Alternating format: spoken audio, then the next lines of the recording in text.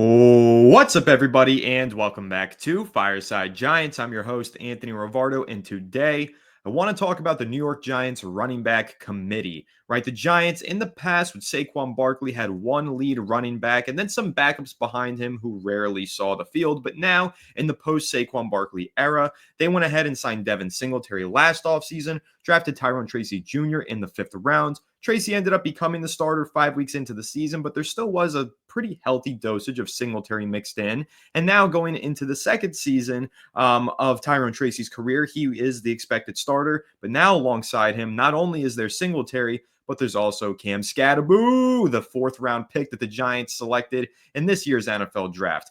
And honestly, I love this backfield. I think there's a lot of potential here. Is it one of the best backfields in the league? No, because they don't have a superstar in it. But in terms of being a quality committee, running back by committee backfield, I think it's pretty solid. And there's a lot of potential with two young players who could really grow and develop and play at a very high level in the future. So I want to just break it down quickly in this episode, talk about these three running backs. I definitely want to talk about Devin Singletary as well. That's the player that I think Giants fans are really overlooking. There's kind of chatter that maybe he could be released this offseason. I really don't see that happening, and I don't think it would be a wise decision to move on from him unless he's severely outplayed throughout the summer in training camp and preseason. I think that Singletary provides quite a bit to this Giants offense, and I'll get into that in a little bit here. But let me break down the earth, wind, and fire aspect of this.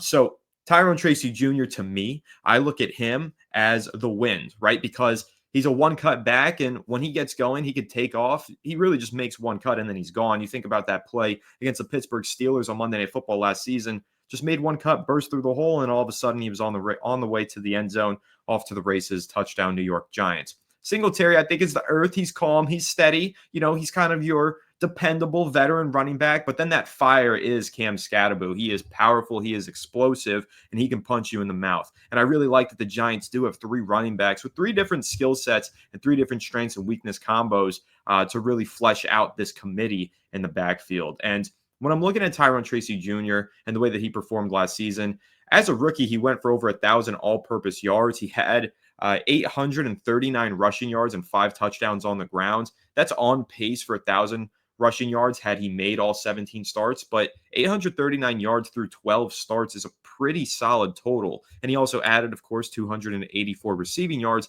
and 1 toe tap grab touchdown against the Falcons towards the end of the year. So a player who I think could contribute more as a receiver going forward. Tracy, obviously, as we all know, if you've been keeping up with the channel for a while, coming out of Purdue, was initially a wide receiver there, transitioned to running back in the final season of his collegiate career, flashed some things, had some really good progress made. Giants took an eye or kept an eye on him, and they took notice of the progress that he made during that transition and took him in the fifth round at a really great value. And to get a starting caliber running back in the fifth round of the draft, first of all, is a tremendous selection by Joe Schoen and his front office committee, but also it gives the Giants a lot of financial flexibility in their offense and in the running back position. Now to have two potentially starting caliber running backs, and we'll get into Cam Scataboo in a little bit here, on rookie deals, on third day of the draft rookie deals, no less, is really, really great value for this Giants offense financially. So where I think Tyrone Tracy Jr. needs to improve, though, is a couple of key areas. I do think that he quite obviously needs to improve the fumbles. I think he fumbled somewhere around 5 or 6 times last season, put the ball on the ground way too many times. While us as Giants fans are happy that we lost that game against Carolina, gave us the higher draft pick, secured us Abdul Carter, we're happy that we lost that game against the Carolina Panthers now. But Tyrone Tracy Jr. fumbling against the Panthers in the fourth quarter and basically fumbling the game away is not something that you want to see happen on a consistent basis. And it's not something that we want to see happen this upcoming season when we expect the Giants to be competing in these games. And we're hopefully not rooting for losses for a higher draft pick. This season, I want to be rooting for wins. I want the Giants to be playing competitive football in December, and they're only going to get there if they're playing clean football, turnover-free football, and if their starting running back isn't frequently putting the ball on the turf. So that's area number one that Tyrone Tracy Jr. needs to improve on, is his ball security. And area number two, I do think he needs to be more consistent as a receiver. It's kind of surprising that he wasn't as consistent as we expected him to be last year, because again, having that background as a former receiver converted to running back, I thought that he would be a more sure-handed receiver out of the backfield. But he had a few drops, and he had a few times where I thought that his spatial awareness was just off, wasn't able to get his feet in bounds on one reception downfield, and wasn't able to find and locate the football a couple of times. He wasn't the weapon as a receiver out of the backfield that I thought he would be, and that I think he still could be. So I just want to see him improve in those two areas. But other than that, again, a one-cut running back who has great vision, can burst through the hole, and can definitely play with a little bit of power as well and make some people miss some tackles. So I really like Tyrone Tracy. I think that he did a lot last year that gives you hope for the future and looking at his potential. And I think that you have to give him credit for the fact that he kind of went into last season and wasn't expecting to become the starter at any point, was asked to do a lot, and really was up for the challenge. So a very impressive rookie season from Tyrone Tracy Jr. Now going into his second season, looked at as the Giants' lead running back in this committee. But again, it is going to be a committee, I believe. I think there's going to be different scenarios and situations where these guys are on the field either together or separate from one another as they rotate them in, keep defenses guessing, and keep this offense as dynamic as possible. But Tyrone Tracy Jr., no doubt, is a dynamic talent. He can definitely force some missed tackles, and he has really good vision as a rusher. I just need to see him improve his ball security and definitely become more consistent as a receiver. And then he's easily going to become the Giants' lead running back and could be a really good player for a long time for the Giants. He's really close to being a really good player, in my opinion. But then there's Cam Scataboo, who the Giants brought in. And while he might be limited athletically, I think he ran a 4.6 40-yard dash. That would be among the slowest of any starting running back in the NFL, although Scataboo not viewed currently as a starting running back. I just think it's important to put that into perspective. That's something that he can't really improve on, his athleticism, I don't think. I don't think he's going to, significantly improve his 40-yard dash time as he enters the NFL, but he doesn't really need to. It didn't harm him in college. It didn't hold him back in any way. He still ripped a ton of big runs, long 40-plus yard gains. He still had plenty of speed to get to the second level, and he has that power to punish defenders at the second level, and that's really where the fire comes into play with Scataboo and where he really earned a lot of fans. Having that will, that grit, and that demeanor on the football field that really is reminiscent of old school Giants football. He's wearing number 44. I think that he's very reminiscent of Ahmad Bradshaw, who, of course, previously wore number 44 for the New York Giants when they won those two Super Bowls in 07-08 and 2011-12. I think that he's got a similar playing style because if you remember, Bradshaw was very elusive, but also could put his shoulder down and punch you in the mouth, but really contributed in two ways as a short yardage back, as a receiving back out of the backfield. He did a lot of those things, and that's really what I envisioned for Cam Scataboo. Scataboo in his collegiate career was kind of an elite wide receiver out of the backfield. He really could line up in the slot and run some good routes at times during his tenure at Arizona State. And just having that versatility, I think, is really important and why he's going to see the field quite a bit, I believe, as a rookie. He's got that power to run inside the box and between the tackles and to be a short yardage running back. He's shorter, he's compact, and he refuses to go down. His contact balance really is incredible. I mean, he just has defenders bouncing off of him constantly. But then when he lines up in the backfield, runs that angle route or runs a choice route out of the backfield, he gets open. He breaks open and punishes linebackers in man coverage and creates receptions for himself and then yards after the catch as well with his punishing mindset when the ball is in his when the football is in his hands. So I love Scataboo's skill set. You guys know I'm a big Scataboo fan, and you know that I think his skill set is going to be really valuable to this New York Giants team. But when you look at what he did last season, he finished fifth in Heisman voting. So he was one of the 5 best players in all of college football. He put up 1,711 rushing yards, 21 rushing touchdowns, and added 605 receiving yards and 5 touchdowns. He also did, in fact, have a passing touchdown. And so just a player who I think is fun to watch at the end of the day. He also tallied 103 forced missed tackles last season, which was the second most in the country. And he averaged 4.09 yards after contact per rushing attempt, which ranked 8th among all college football running backs. So again, this is a guy who falls forward, gains additional yardage, and just has defenders bouncing off of him at all times. And I think it's going to be a lot of fun to watch him progress through his NFL career. But yeah, Cam Scataboo, man, I think he's going to be that number 2 running back in short order. Yes, that might make Devin Singletary the odd man out, might make him fall behind, but I'm going to dive into in a second here why I think Devin Singletary can play a valuable role in this Giants offense. So if there's any areas that I think Scataboo can improve, just knowing what I saw from him during his collegiate career and the film that I watched and lead up to the NFL draft, I definitely think that in terms of being a little bit more shifty and a little bit quicker, I think that's his area to improve. Like I said, he is kind of limited athletically. That long speed maybe earns him a lot of long runs at the collegiate level. But as we all know, things are way faster at the NFL level. And so I do worry that he's going to get caught from behind a little bit more frequently at the next level than he did during his time in the NCAA. But really, this is a guy that you don't necessarily want to set up on a lot of outside zone runs to create him open space opportunities. Yes, he's great in open space, but this is a guy that you're going to utilize in the box, and you're going to have him find opportunities to punch defensive backs and punch even linebackers in the face, put his shoulder down, and just hard-nosed, rugged football with a lot of grit and determination. That's Scataboo. That's New York Giants football that we all know and love,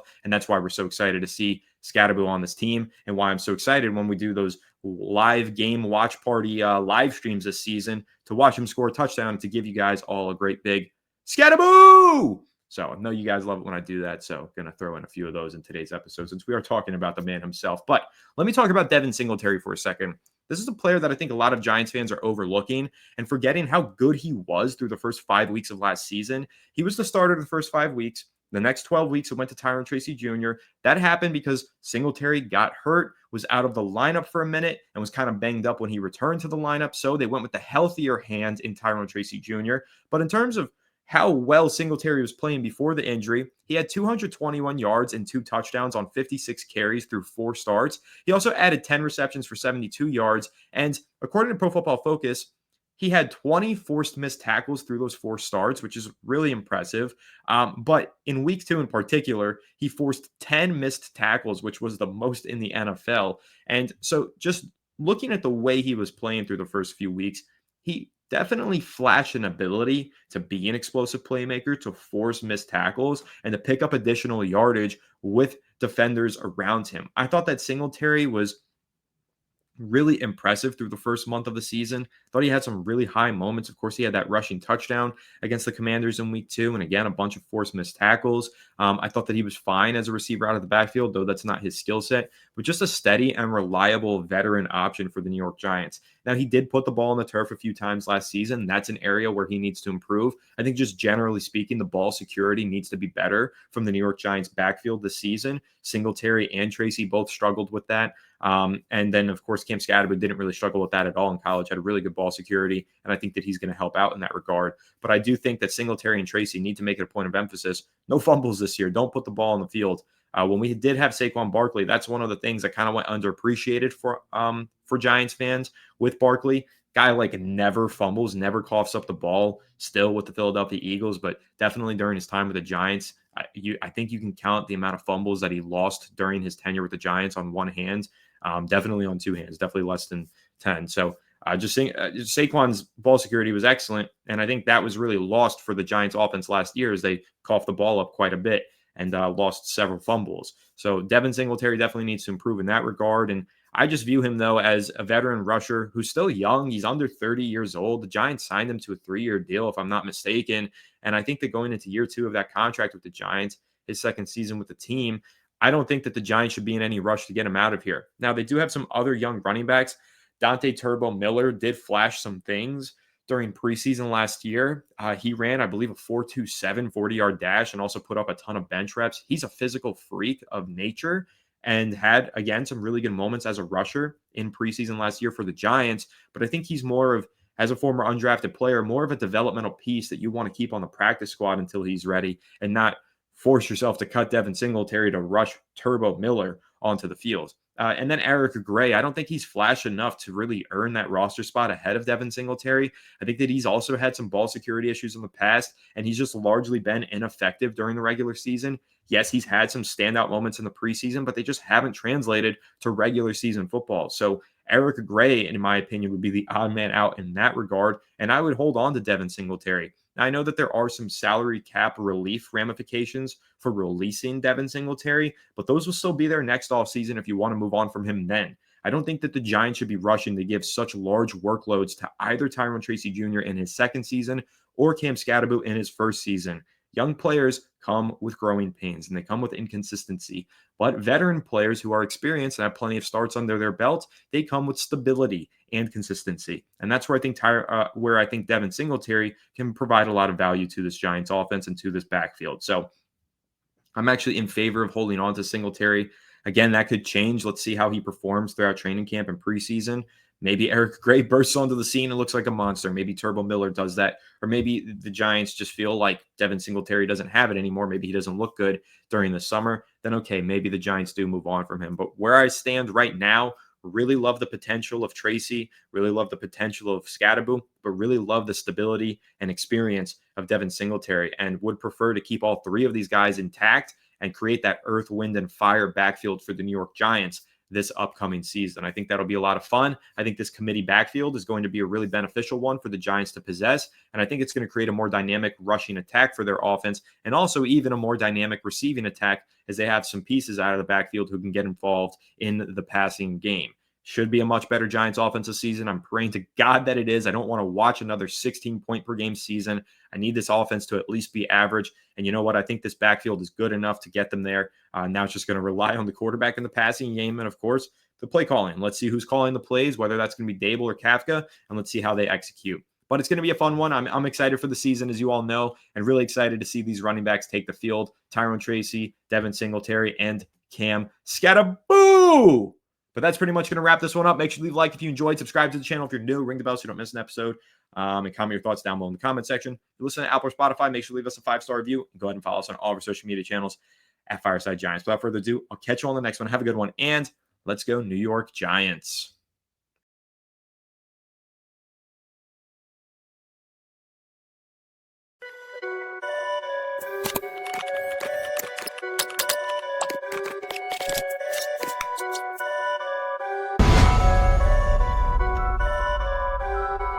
Perfect.